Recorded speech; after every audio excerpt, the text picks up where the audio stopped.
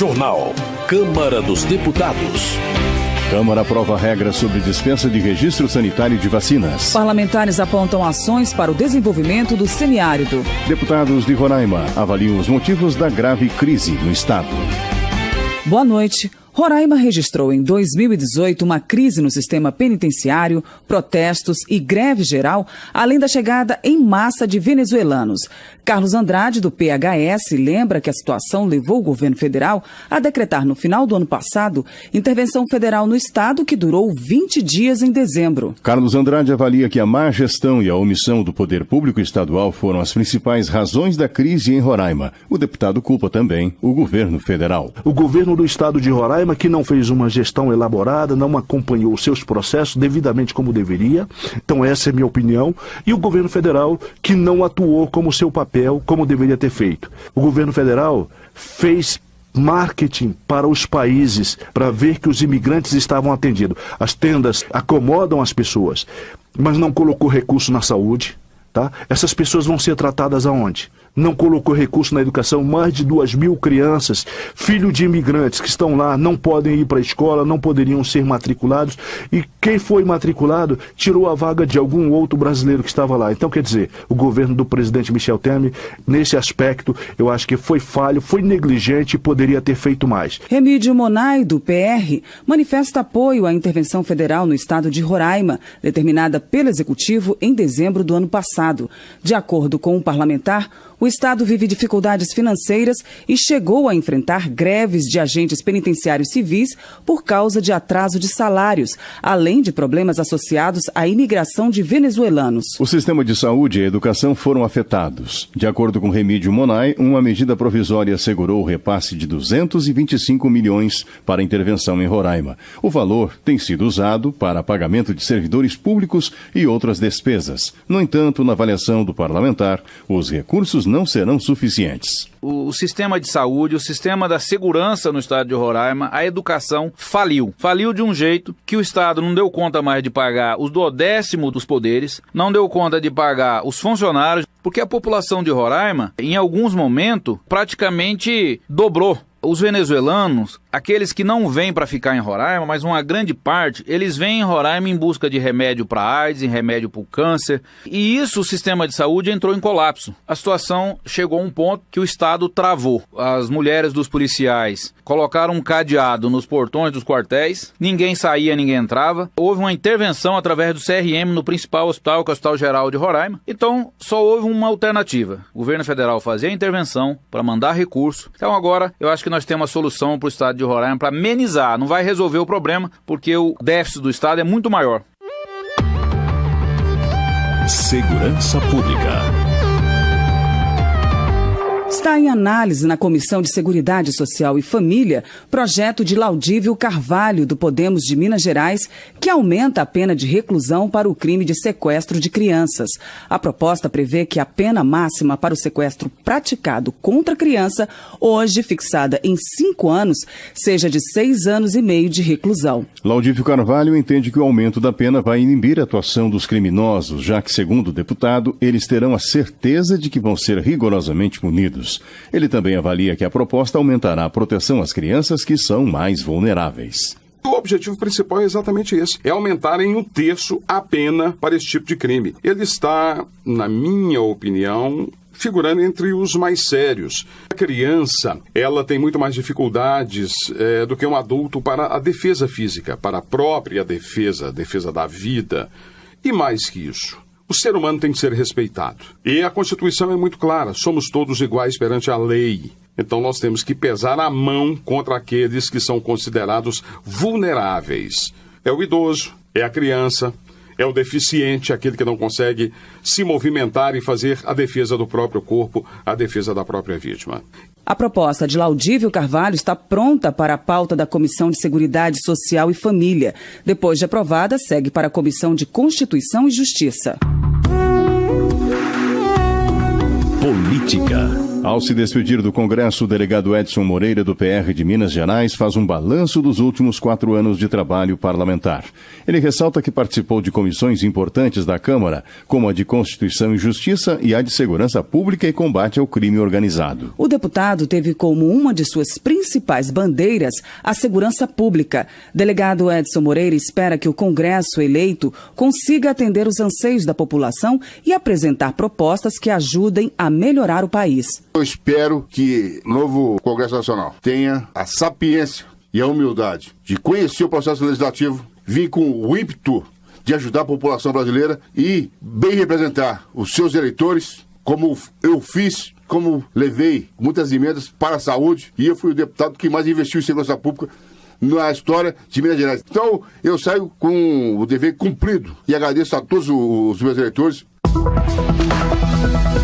Julião Amin, do PDT do Maranhão, entende que é cedo para avaliar o trabalho desenvolvido pela gestão de Jair Bolsonaro. O parlamentar esclarece que não votou a favor do novo governo, mas que é preciso analisar as ações do Executivo antes de fazer qualquer julgamento. No entanto, Julião Amin ressalta a importância de o governo federal discutir com os segmentos sociais e criar políticas públicas que beneficiem a população mais carente, sem pensar somente no lucro. Todos nós, brasileiros, dependemos do êxito de um governo. Não se desenvolve um país somente com recursos financeiros. Se faz também com recursos sociais. O país precisa ser justo com sua população. Qualquer governo do mundo inteiro que não olha, não cuida do seu povo, não é um governo justo. Então nós esperamos que esse governo seja um governo justo. Não é distribuir dinheiro, mas é dar oportunidades iguais para essas pessoas. Escolas públicas com horário integral, oferecer saúde pública, que você possa ter o emprego à disposição do pai de família. Só assim nós acabaremos com as injustiças nesse país. Não adianta você acumular grandes riquezas e deixar a grande maioria da nossa população excluída desse processo. Educação. O Ministério da Educação formou um grupo de trabalho para atualizar as referências de qualidade do ensino à distância. Integrante da Comissão de Educação da Câmara, Celso Jacob, do MDB do Rio de Janeiro, propôs uma audiência pública para debater as propostas desse grupo, uma vez que, na avaliação do parlamentar, esta modalidade de ensino é cada vez mais procurada pelos estudantes. O congressista explica o que motivou sua proposição. É muito importante atualmente no Brasil o ensino à distância. É uma realidade, é um fato consumado, é produtivo, é eficiente, mas a gente precisa, então, adequar à modernidade. Então, quando nós percebemos o grupo de trabalho elaborando mudanças, a comissão quis saber o seguinte: que mudanças essas? E quer fiscalizar, quer acompanhar, quer ajudar, quer dar a nossa contribuição, porque o ensino à distância no país é uma realidade. Ele vai avançar mais. Celso Jacob ressalta as dificuldades enfrentadas pelos alunos que fazem o ensino à distância, especialmente as relativas às regras, que, na avaliação do deputado, são pouco claras e efetivas.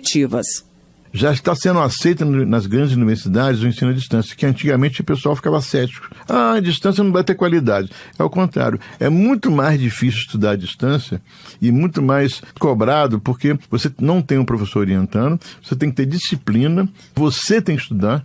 Então é complexo. Então é preciso ter normas boas, normas eficientes, para que isso dê resultado. Saúde.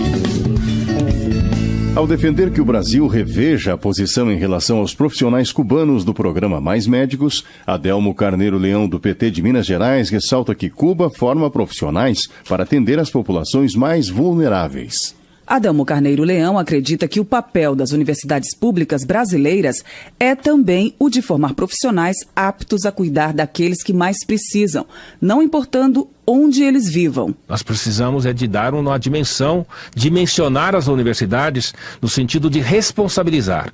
Quem está formando na universidade pública, e normalmente são as melhores universidades brasileiras, então de qualidade e gratuita, essa gratuidade não é para que alguém forme e depois abre o seu consultório, a sua empresa, a sua atividade e diga, não tem nada a ver com o Brasil.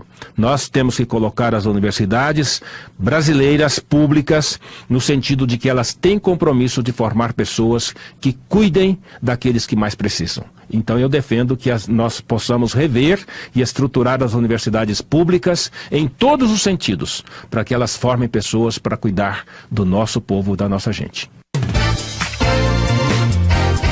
O marco regulatório que define critérios para a dispensa de registro sanitário de vacinas, inseticidas e medicamentos está mais próximo de ser aprovado pelo Congresso Nacional. É o que prevê proposta já aprovada pelas comissões técnicas da Câmara e que deve agora ser analisada pelo Senado Federal.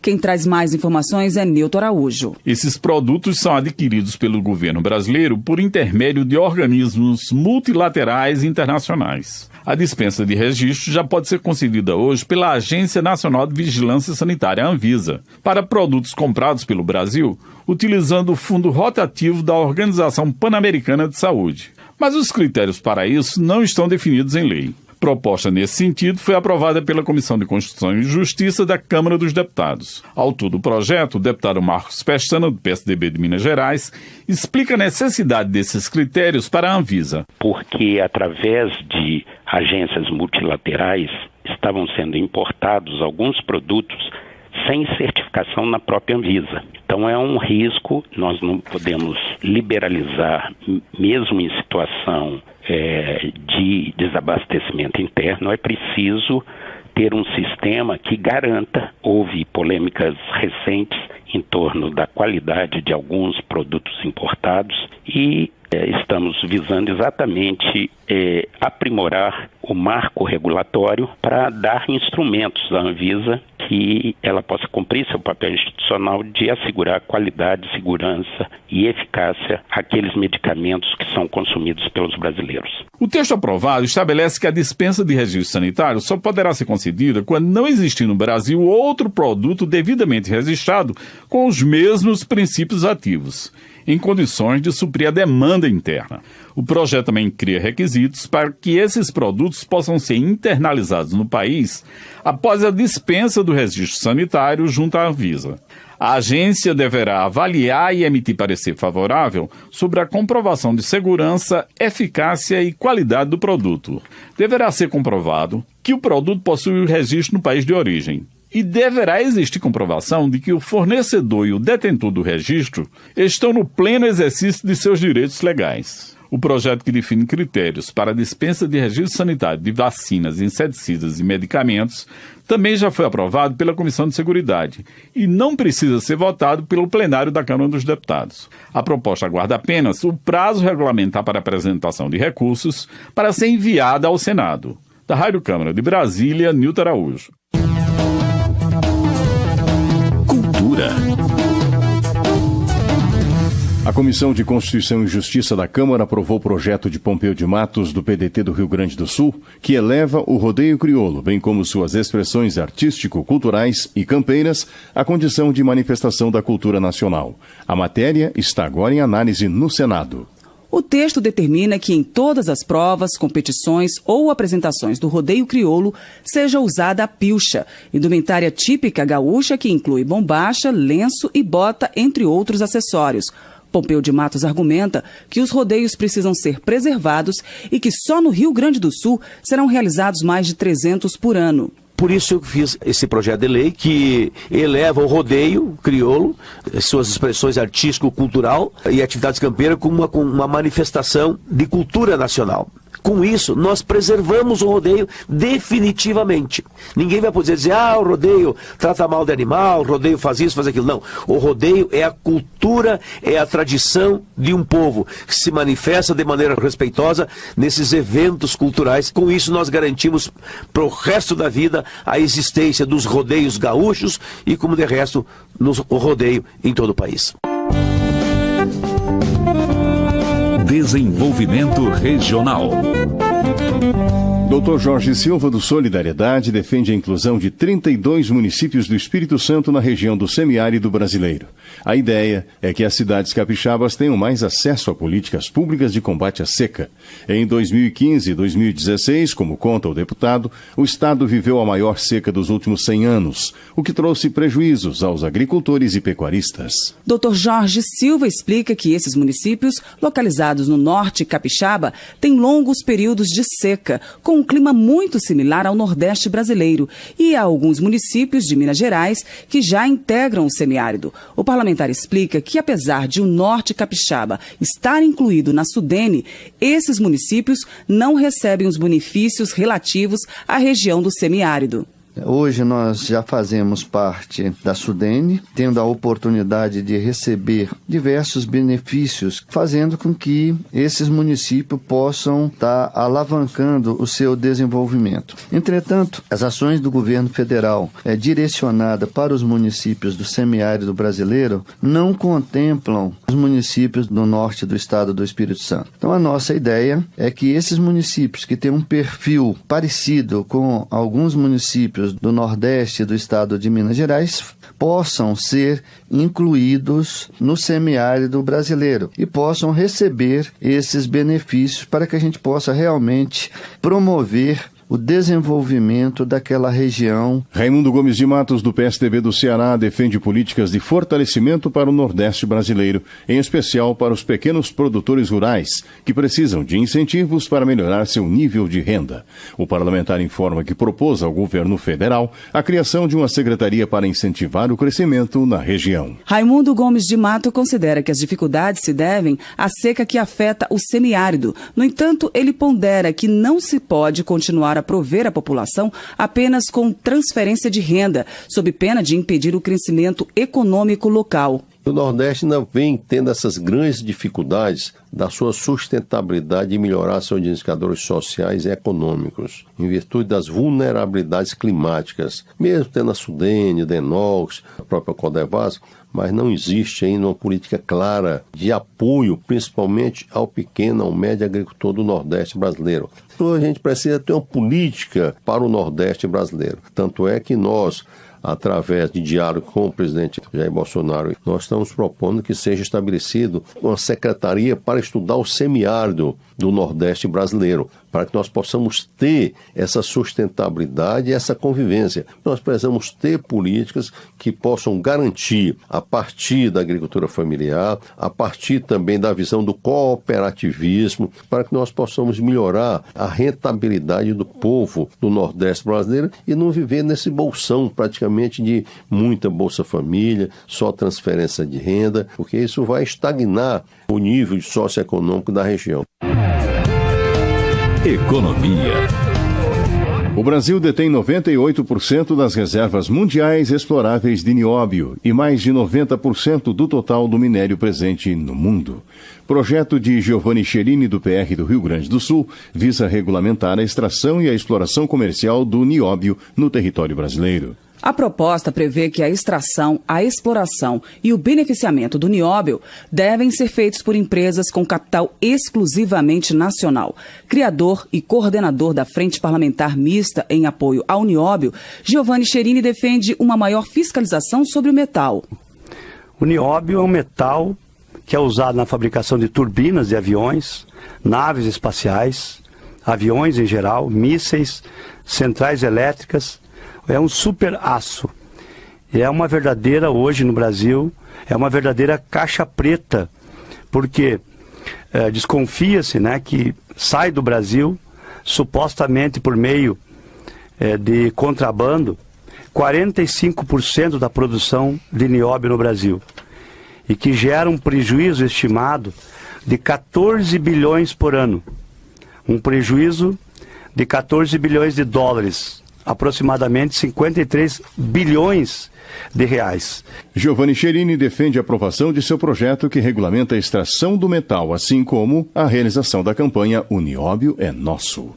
Termina aqui o Jornal Câmara dos Deputados, com trabalhos técnicos de Everson Urani e locução de Val Monteiro e Paulo Otaran. Boa noite para você. Boa noite. Ouça agora as notícias do Tribunal de Contas.